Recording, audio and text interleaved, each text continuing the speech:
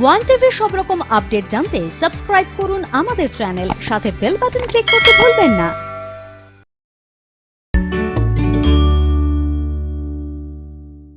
নমস্কার, শুভ সন্ধ্যা। কথা ও কবিতার আসরে আজকে আপনাদের সঙ্গে আমি সুস্মিতা রয়েছি। কবিতা শুনতে শুনতে আড্ডায় মশগুল হব, শুনব কবিতার হাত ধরে জীবনের কথা। আর এই কথা এবং কবিতার আড্ডায় আজকে আমার সঙ্গে রয়েছেন স্টুডিওতে অমিতাভ নাথ। অমিতাভ নাথ, আপনাকে স্বাগত জানাই আমাদের অনুষ্ঠানে। নমস্কার। কেমন লাগছে এখানে এসে? আমার আজকে এখানে এসে একটা অন্যরকম অনুভূতি হচ্ছে যে চ্যানেল ওয়ানের কথা ও কবিতার অনুষ্ঠানে, যেখানে বাচিক শিল্প জগতের দিকপালরা এসে আবৃত্তি পরিবেশন করে গেছেন। আমার শ্রদ্ধেয় শিক্ষক মাননীয় মলয় পোদ্দার মহাশয় এখানে এসে আবৃত্তি পরিবেশন করে গেছেন।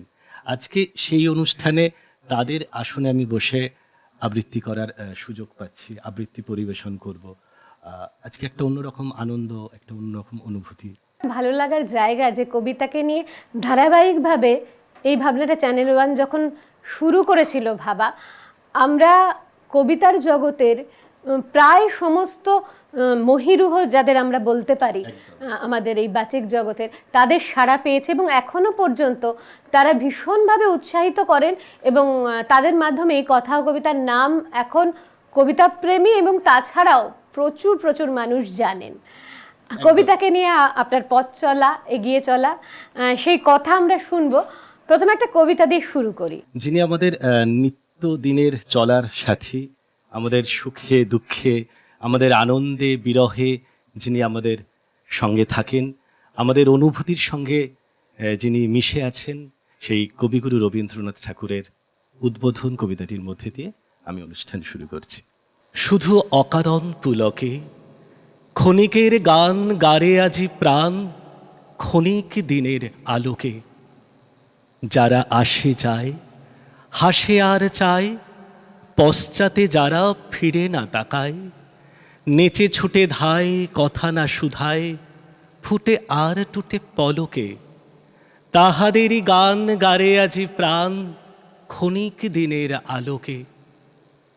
প্রতি নিমেষের কাহিনী আজি বসে বসে গাঁথিস নে আর বাঁধিস নে স্মৃতি বাহিনী। যা আসে আসুক, যা হবার হোক, যাহা চলে যায় মুছে যাক শোক। গে ধে যাক দুলোক ভুলোক, প্রতি পলকের রাগিনী। নিমেষে নিমেষ হয়ে যাক শেষ, বহি নিমেষের কাহিনী।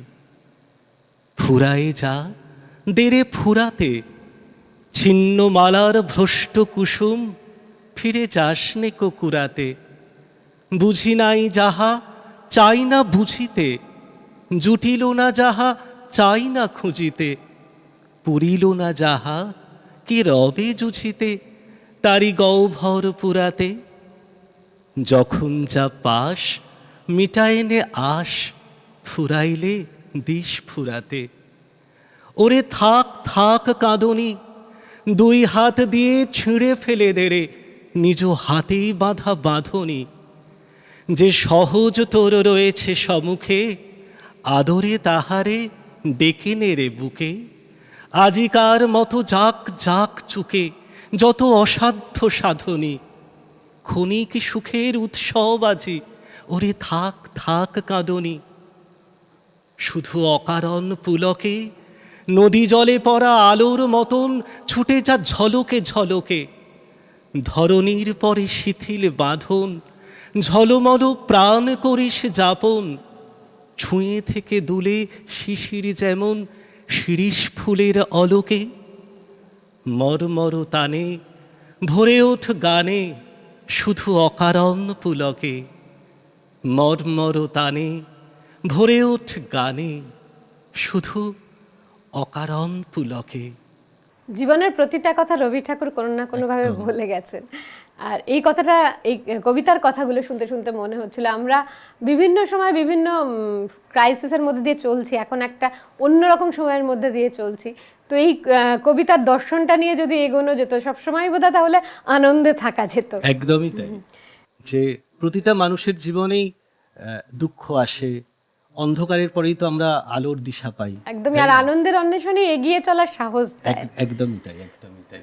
আপনার এই যে কবিতাকে নিয়ে চলা বা কবিতায় আসা, সেটা কিভাবে হলো? সেটা আর কি? আমি একটা প্রাথমিক বিদ্যালয়ে এখন শিক্ষকতা করি, আর ভাগ্যক্রমে ছোটবেলায় আমি ওই বিদ্যালয়েই পড়াশোনা করেছি।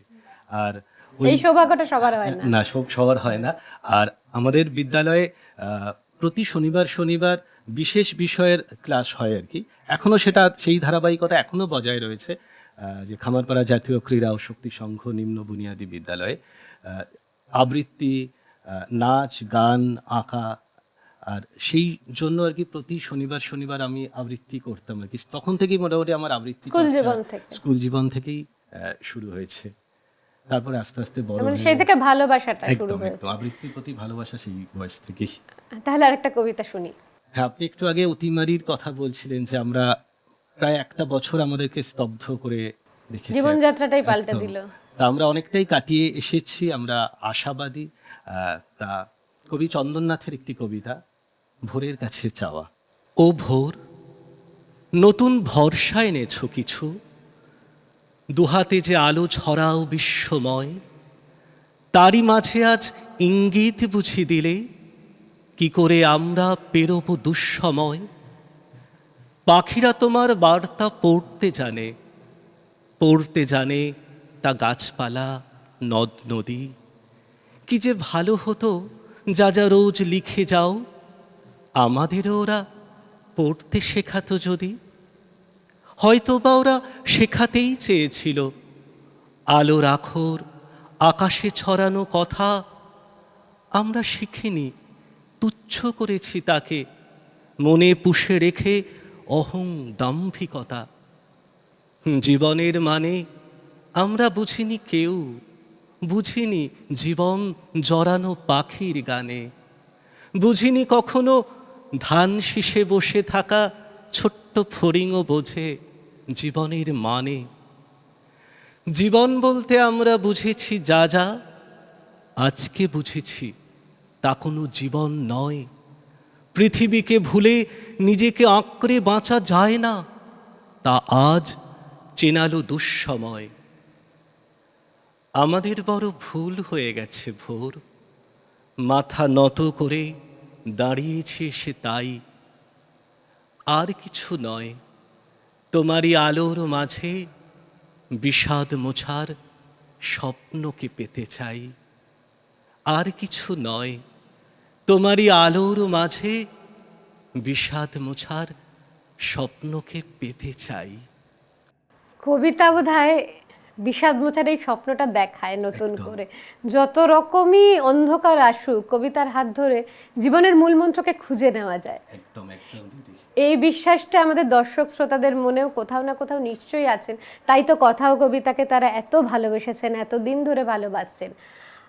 আপনি যদি আপনার কবিতাকে পৌঁছে দিতে চান কথা ও কবিতার মাধ্যমে, অবশ্যই যোগাযোগ করতে পারেন আমাদের দূরভাষের মাধ্যমে 9433531731 নম্বরে। একটা ছোট্ট বিরতি নিয়ে নেব, বিরতি নিয়ে ফিরে আসছি কথা ও কবিতায়।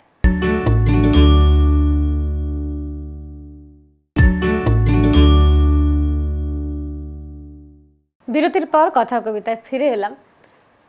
কবিতায় মশগুল হয়ে কবিতার সাথে জীবনের কথা, সেই জায়গাটাই কথা ও কবিতা নিয়ে আসে বারবার। বিভিন্ন মানুষের সান্নিধ্যে এসে আমরা কবিতার সাথে তার জীবনের চলার বিভিন্ন স্বাদ আহরণ করি।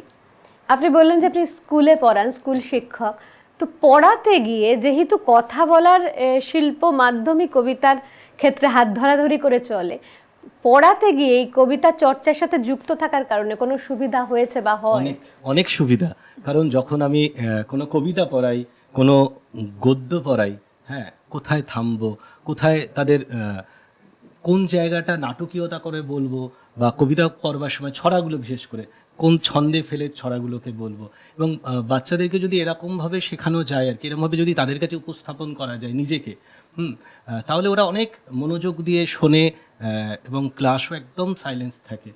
আর সত্যি কথা বলতে কি আমার স্কুলেও আমি যখন বাংলা কবিতা পড়াই বাংলা কবিতার গদ্য, শেখাটা শুধু কবিতা নয়, একদম। যখন আপনি ইংরেজি কিছু প্রোজ পড়াচ্ছেন বা বাংলা গদ্য পড়াচ্ছেন, সেক্ষেত্রেও এই চর্চা, এই যে বোধের কথাশিল্প, জায়গা, এই যে বোধের কথার জায়গাগুলো আরো জায়গাগুলো ভালোভাবে তাদের কাছে পুরো উপস্থাপন বোঝানোর করা যায়, একটা বোঝানো জায়গা যায়। থাকে। একদম কেন তাই। আমার অগ্রজদের কাছেই আমি অনেকবার শুনেছি যে মানে বিভিন্ন স্তরে, যদিও কবিতা তো একাডেমিক স্তরে এখনো সেভাবে আসেনি, কিন্তু বিভিন্ন স্তরে এটা আলোচিত হয় যে বাংলা কবিতা যখন সবার প্রতি সম্মান রেখেই বলছি, ক্লাস যখন এমনি নেওয়া হয় পাঠ্যক্রমে যেটা থাকে, যদি আবৃত্তিকার দিয়ে ক্লাস নেওয়া যেত তাহলে অনেক বেশি তার মানে চেতনাটা প্রাণবন্ত হতো। জাগ্রত হতো। এবং অনেক সময় হয় এমন কিছু শব্দ যেটা বিশেষ করে ছোট ছোট ছেলে মেয়েদের কোথাও হয়তো মাথায় গিয়ে সেইভাবে পেনিট্রেট করছে না, কিন্তু কবিতার মাধ্যমে সেটাকে উপস্থাপিত করলে ওদের আগ্রহটা এমনিই তৈরি হয়। একদম একদম, এবং ক্লাসও প্রাণবন্ত হবে, এবং তাদের তো মস্তিষ্ক অস্থির, হ্যাঁ সবসময় তারা একদম ছোট ছোট সব বাচ্চা, কিন্তু তারা যখন একটা কবিতা সুন্দর করে যদি তাদের কাছে বলা যায় বা গদ্যটা যদি সুন্দর করে পড়া যায়, তারা অনেক মনোযোগী হয়ে ওঠে আর কি ক্লাসে। এবং ওই একই পড়ানোর মধ্যে যেন অন্য কিছু খুঁজে একদম পাচ্ছে। একদম একদম তারা পায়। আমরা আরেকটা কবিতা শুনি আপনার কাছ থেকে। তাহলে চলুন, আমার খুব প্রিয় কবি জীবনানন্দ দাশের একটা কবিতা, সুচেতনা। তুমি এক দূরতর দ্বীপ, বিকেলের নক্ষত্রের কাছে, সেইখানে দারুচিনি বনানীর ফাঁকে নির্জনতা আছে। এই পৃথিবীর রণ রক্ত সফলতা সত্য, তবু শেষ সত্য নয়। কলকাতা একদিন কল্লোলিনী তিলোত্তমা হবে, তবুও তোমার কাছে আমার হৃদয়। আজকে অনেক রূঢ় রৌদ্রে ঘুরে প্রাণ, পৃথিবীর মানুষকে মানুষের মতো ভালোবাসা দিতে গিয়ে তবু দেখেছি আমারই হাতে হয়তো নিহত ভাই বোন বন্ধু পরিজন পড়ে আছে। পৃথিবীর গভীর গভীরতর অসুখ এখন, মানুষ তবুও ঋণী পৃথিবীরই কাছে।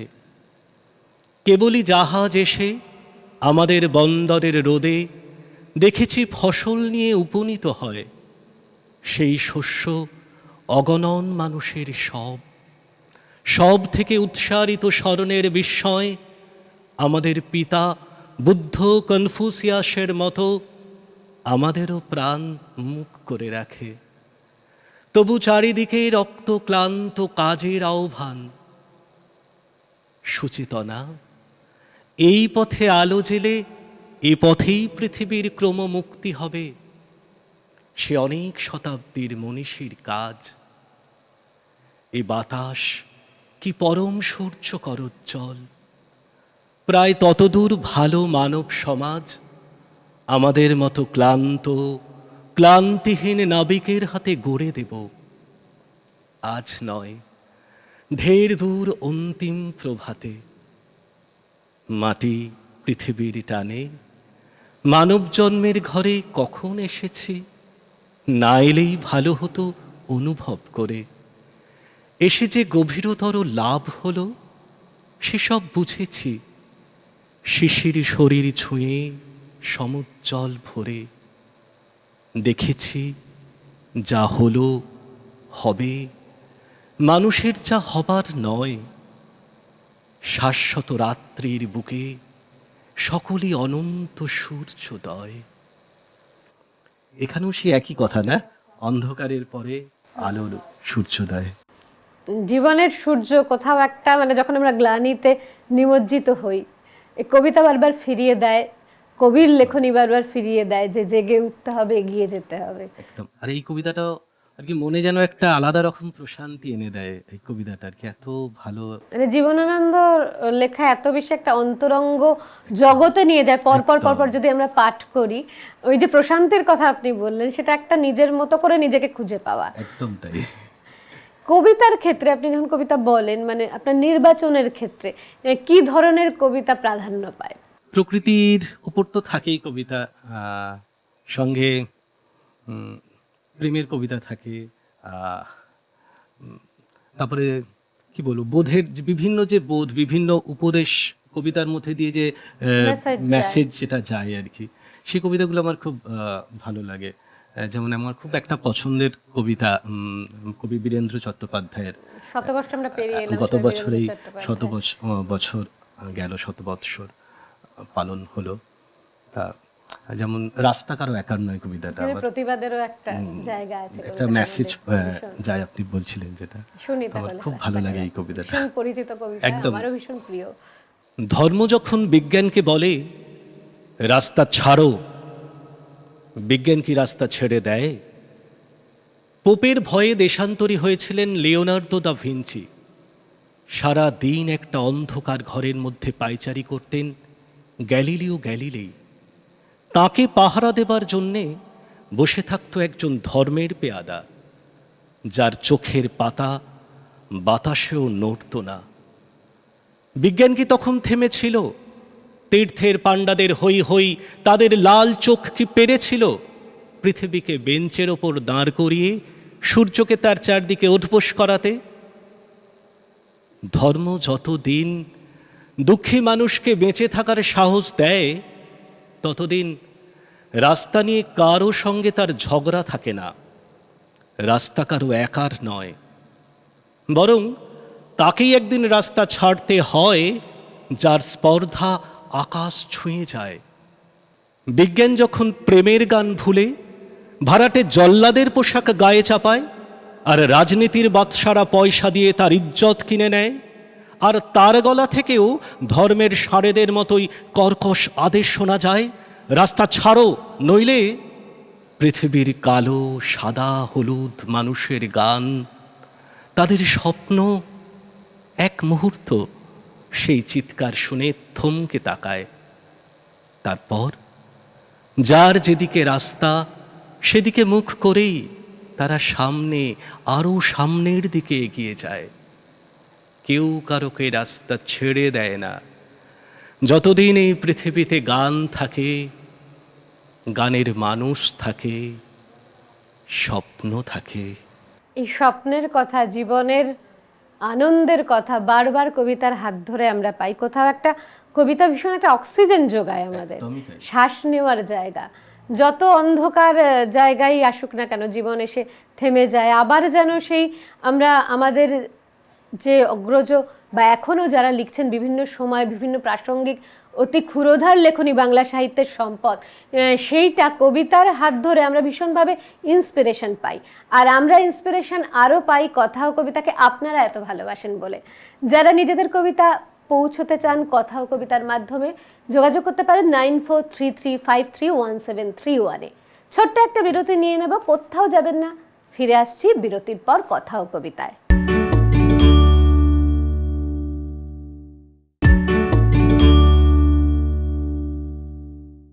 বিরতির পর কথা কবিতায় ফিরে এলাম। আমরা কবিতা শুনছি জীবনের কথা। জীবনের এই কথার মধ্যে কবিতা উঠে আসছে, ফিরে আসছে বারবার। এই সূত্রেই আর একটা জিনিস জানতে ইচ্ছে করছে, এই যে কবিতা নিয়ে পথ হাঁটা, এটা নিয়ে ভবিষ্যৎ কি পরিকল্পনা বা কি ভাবনা চিন্তা আছে আপনার?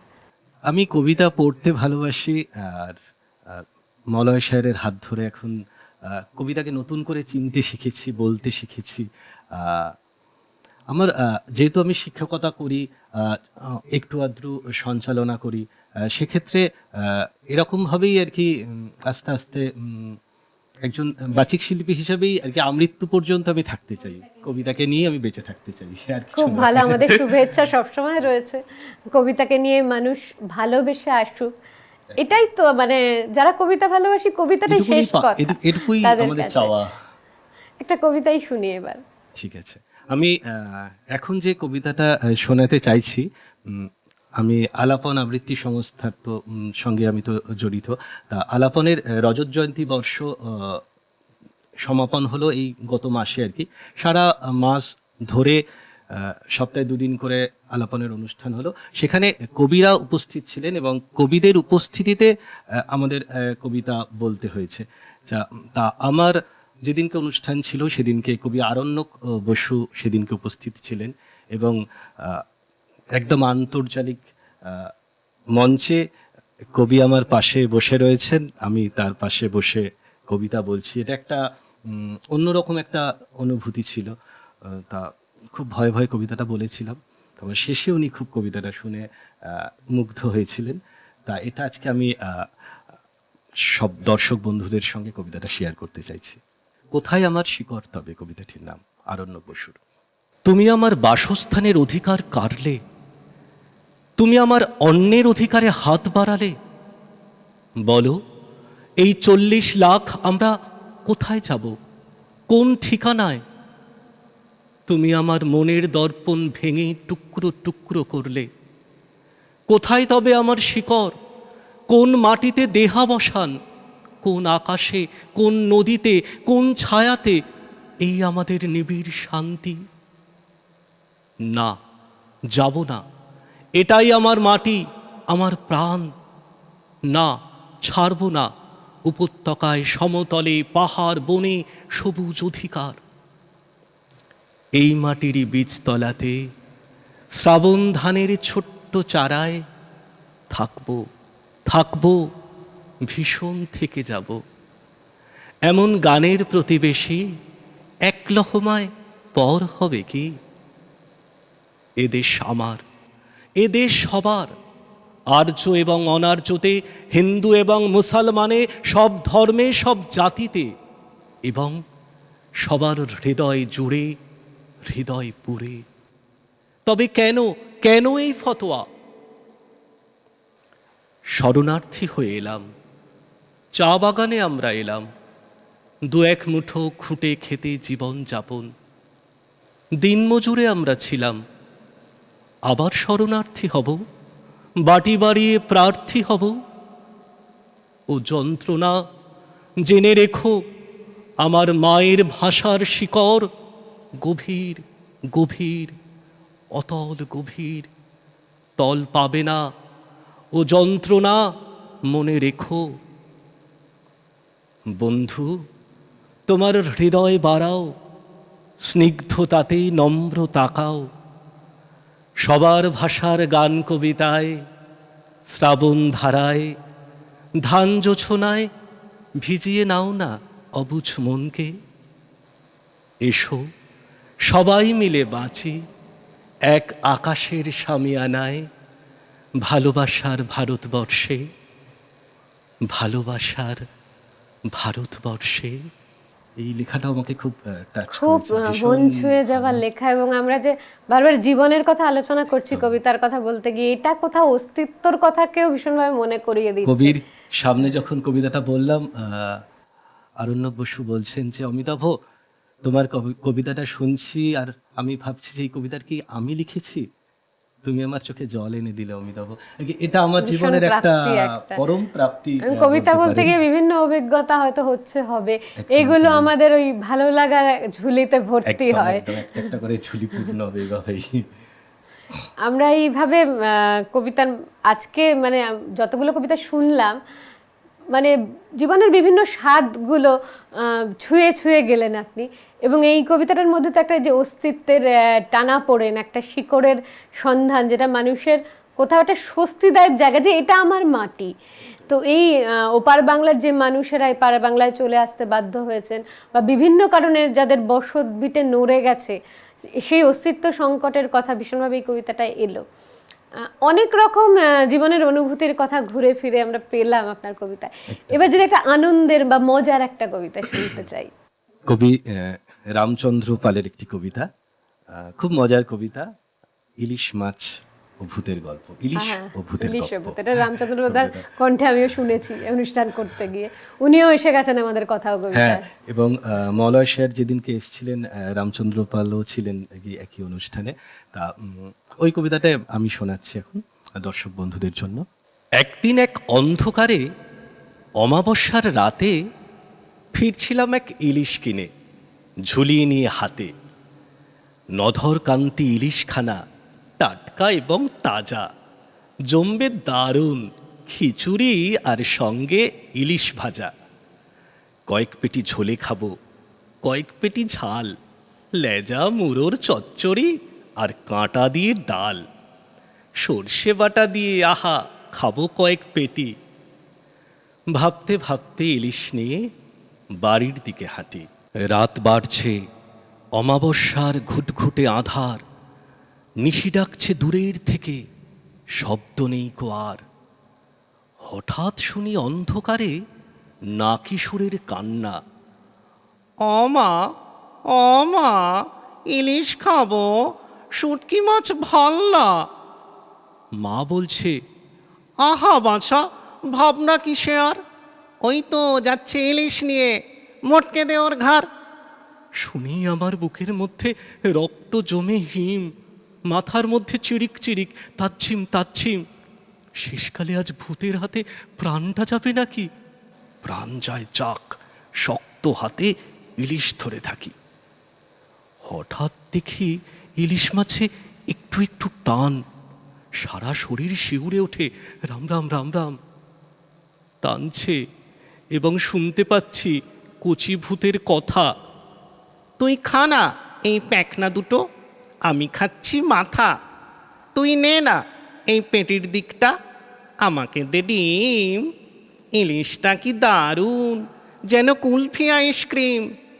রাম রাম রাম বলতে বলতে হাঁটা তো নয় ছোটা, সারা শরীর দিয়ে আমার ঝরছে ঘামের ফোঁটা।